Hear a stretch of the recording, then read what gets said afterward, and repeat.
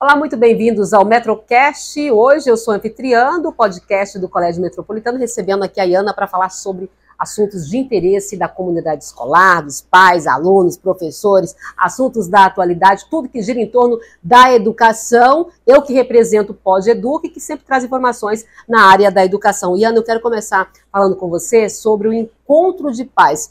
Qual o diferencial desse encontro de pais? O que vocês planejam para esse ano?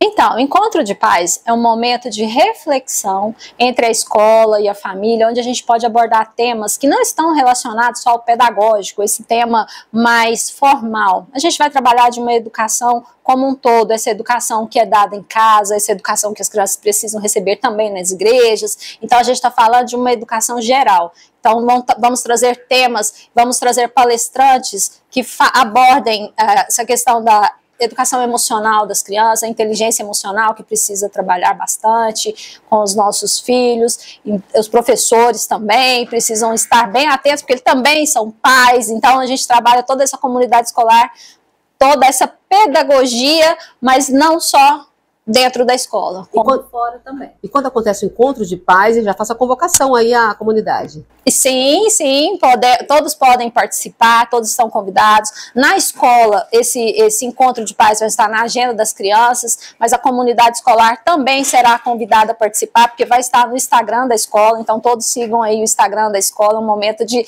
conhecer também um pouco do nosso trabalho, desenvolver mais o lado pedagógico, mas um pedagógico não só voltado para a escola, mas um pedagógico voltado para a educação das crianças em sua integralidade. A gente vai falar encontro de pais, remete a uma coisa mais antiga, porque tem um encontro de pais da escola, reunião de pais. Bom, mas eu quero que você faça um paralelo do antigo para o atual. Por que é tão importante ainda ter essa reunião de pais, ter esse contato com os pais? E eu penso, você pode até me dizer, que isso se torna ainda mais importante diante do que nós enfrentamos aí para o futuro com a tecnologia, com o avanço tecnológico, com as crianças mais ligadas no mundo digital. Por que é tão importante ainda ter os pais aqui acompanhando todo esse processo? Sim, a gente percebe essa necessidade dos pais, muitas vezes eles ficam, olha, eu não sei como trabalhar isso com meu filho, muitas vezes fica preocupado, eu vou traumatizar o meu filho, o que eu faço, qual o caminho a seguir, porque muitas vezes a gente olha para a educação que a gente teve e a gente fala, não quero que meus filhos sejam educados daquela forma,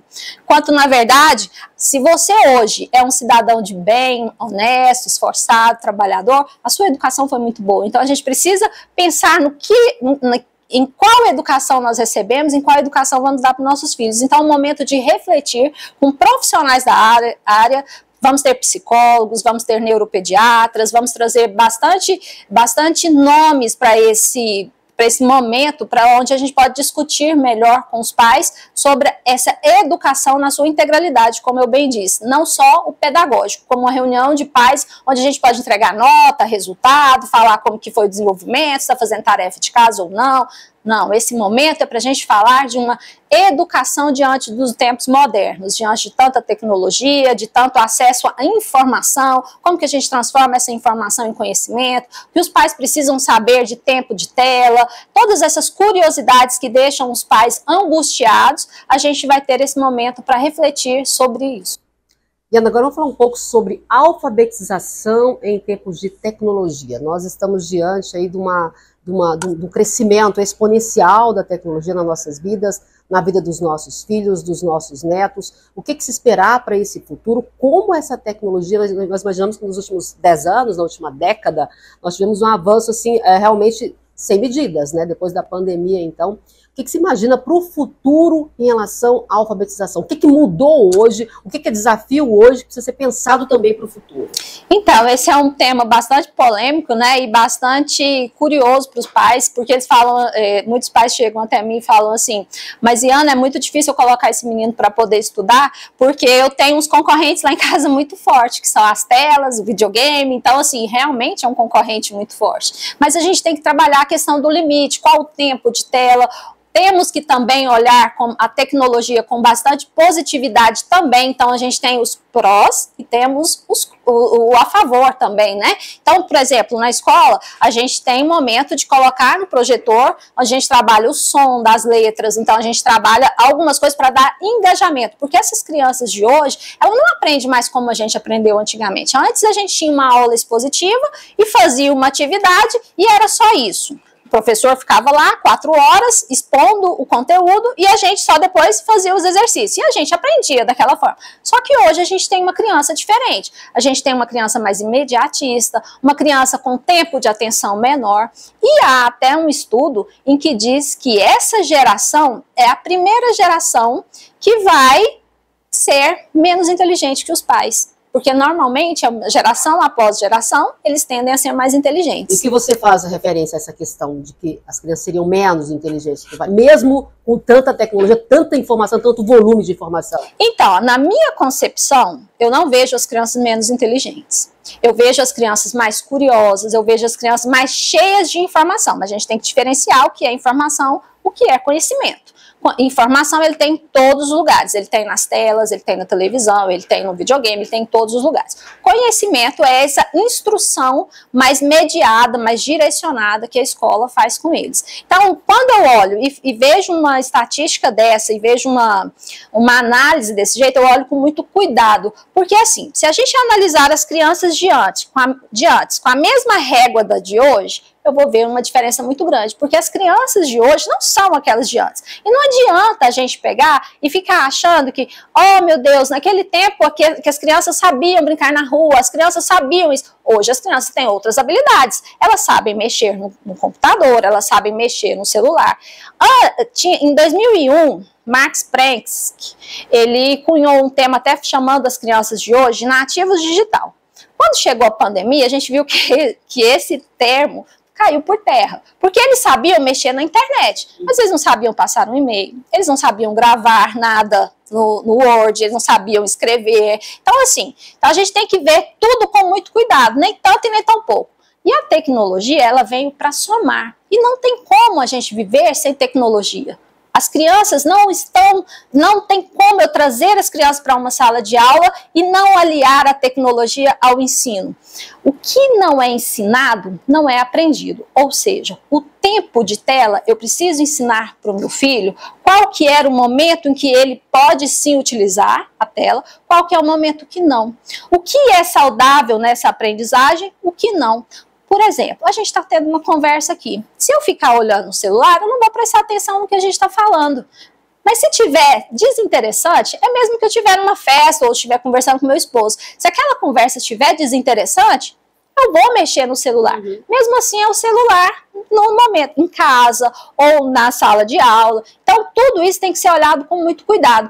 E quando a gente ensina as crianças a ter um momento certo de usar as coisas, nada pode ser um distrator. Então, porque a gente tem um relógio que nos distrai, a gente tem outras coisas que nos distraem e a gente precisa trabalhar principalmente a atenção.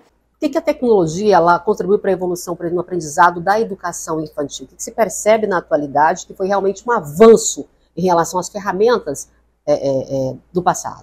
Então, eu não vejo a tecnologia como um avanço muito que trouxe uma revolução, mas eu acho que ela soma. Ela soma muito, porque ela traz um engajamento, ela traz um vídeo com uma história e ela traz um som diferente, que é muito importante de trabalhar a sonorização na educação infantil, na alfabetização. Então, quando eu coloco um vídeo e a criança presta mais atenção, porque o que é um foco na aprendizagem? Atenção. Se eu tenho uma atenção, eu vou aprender aquele conteúdo que é passado. E como o cérebro aprende na atualidade, Ana? Então, de acordo com a neurociência, e eu sigo muito esse neurocientista francês, Stanislas Dehaene, que é um neurocientista francês, e ele fala que a gente precisa de 4 etapas para aprender. A gente precisa da atenção, a gente precisa do engajamento com a tarefa, a gente precisa do feedback de erros e a gente precisa do sono. Então, algumas coisas são como antigamente mesmo. Então, precisa fazer... Lembra daquele exercício de fixação que a gente fazia em matemática? É importantíssimo aquilo para a aprendizagem. E eu preciso entender que eu errei para apagar e fazer de novo, é assim que a gente aprende. Eu preciso dar atenção, atenção é o ponto principal para todo tipo de aprendizagem, então eu preciso dessa atenção. E eu preciso do sono, porque é no sono que eu consolido a aprendizagem. Então é de acordo com a neurociência é uma coisa nova para a aprendizagem, então toda escola deve capacitar os seus professores de acordo com os avanços da neurociência. Hoje, se a gente olhar para a aprendizagem de hoje, ela não é como antigamente, no sentido de como o cérebro aprende. Então, antes existia até uma pirâmide de Glasser, William Glasser, que falava assim, uns aprendem mais ouvindo, uns aprendem mais lendo, outros aprendem fazendo, caiu por terra. A neurociência derrubou aquela pirâmide, por quê? Todos nós aprendemos da mesma forma. Todos nós somos capazes de aprender. Temos estratégias diferentes que facilitam a nossa aprendizagem. Então, e outra, de acordo com a genética, de acordo com a formação neural, com o nosso cérebro mesmo, a gente tem uma facilidade ou a gente tem uma dificuldade. Mas todos nós aprendemos do mesmo jeito. Como conviver e até trabalhar a educação com alunos tão interativos, hein? Por isso que eu não tenho como fugir da tecnologia. Então eu preciso instigar essas crianças à curiosidade, eu preciso trabalhar uma aula maker, eu preciso fazer com que a criança aprenda na sala de aula e coloque em prática. Eu preciso trazer aquele conhecimento que ele tem de casa para dentro da escola. Então eu preciso engajar esse aluno. E eu só vou trazer engajamento com esse aluno com o conhecimento que ele trouxe de casa. Então não adianta, por exemplo, eu falar para o meu aluno sobre o peixe pirarara, que eu não sei nem de onde que ele é, mas vamos supor que ele seja lá do Tocantins. Mas o aluno nunca foi no Tocantins, não conhece pirarara, ele só conhece o lambari de Goiás. O pirarara é um dos peixes mais temidos, né? Então, eu tenho que trazer esse conhecimento de acordo com a realidade do aluno, de acordo com o conhecimento prévio dele. E sempre lembrar como o cérebro aprende. Então, a neurociência não tem como estar longe, não tem como falar de aprendizagem sem entender como o cérebro aprende. Agora vamos falar sobre matrículas, né? Segundo semestre. Isso aí. Como é que a escola está se preparando para esse período de matrícula? Sempre quando começa um novo semestre, também inicia um novo período, né? Sim, inclusive no meio do ano nós já tivemos reunião de professores, já preparamos o projeto para o próximo ano, que será um projeto de 4 Is da aprendizagem criativa. A gente vai trabalhar a criatividade dentro das ideias inovadoras, então são ideias incríveis, inteligentes e inovadoras, onde a gente vai trazer as crianças para estar com o outro, para fazer atividade com o outro, tudo dentro de uma aula maker, tudo com um projeto onde a gente trabalha em equipe, onde a gente trabalha essas habilidades sociais que está tão importante a gente resgatar das nossas crianças. E eu queria que você falasse sobre a questão desse processo de matrícula, porque as escolas, na época sempre de matrícula, rematrícula, elas sempre focam ali no que essa escola tem diferencial para oferecer. Eu queria que você destacasse, por exemplo, os diferenciais das unidades de vocês e como os pais têm que observar também essa questão na hora de fazer a matrícula ou rematricular o seu filho. Ah, sim. Eu vou começar a falar um pouco dos diferenciais que nós oferecemos e depois eu vou falar um pouco do que o pai deve observar na hora de matricular seus filhos. Então, os nossos diferenciais são: a gente procura trabalhar a sustentabilidade, e onde a gente trabalha nas aulas maker os materiais não estruturados, que são os materiais reciclados. Através daqueles materiais reciclados, a gente trabalha a robótica. Então, eles montam um robô com material reciclado, depois a gente coloca tecnologia nele. A gente trabalha a horta comunitária, porque o aluno trabalha também, ele entende o que é a compostagem, tanto a gente trabalha a fertilização do solo, depois ele vai para a horta, ele planta, ele colhe, depois é doado esse material, então a gente trabalha a empatia, o altruísmo, são habilidades sociais importantíssimas também para esse novo olhar aí para a educação. A gente tem aula de inglês todos os dias, então a gente pode trabalhar 4 habilidades importantes, que é ler, ouvir, escrever e falar, que é muito importante também, né? A gente precisa ter aí todo mundo bilíngue, né? A gente está nesse mundo, mas a escola não é bilíngue, a gente tem aula de inglês todos os dias, mas o inglês a gente coloca como projeto segunda língua. Até porque, Rosane, a gente precisa diferenciar isso muito bem, porque o bilíngue, a escola bilíngue, ela tem que ter aula de inglês todos os dias, e todos os professores têm que falar inglês. Então, não é uma aula de inglês, é uma aula em inglês. Então, a gente precisa diferenciar isso aí. Então, assim, na escola, a gente é muito verdadeiro em explicar que nós temos o inglês como a nossa segunda língua, um projeto segunda língua. Então, são projetos maker, Robótica. Ah, temos o PEC também, que é o Programa de Estimulação Cognitiva, onde a gente trabalha trabalha o raciocínio, a memória, a atenção. São habilidades importantíssimas para a sala de aula. Então, antes do aluno ir para uma sala de aula, primeiro a gente trabalha os requisitos, as habilidades importantes para ter um aprendizado saudável, tá? Então, é muito importante isso. Agora vamos para o próximo tópico, que é... O que os pais devem observar nesse período de matrícula? Ou é algo bem mais particular, depende do perfil? Então, primeiro ponto, a gente precisa entender qual a idade do seu filho. Então, para crianças menores, o ideal é que você não gaste muito tempo no trânsito.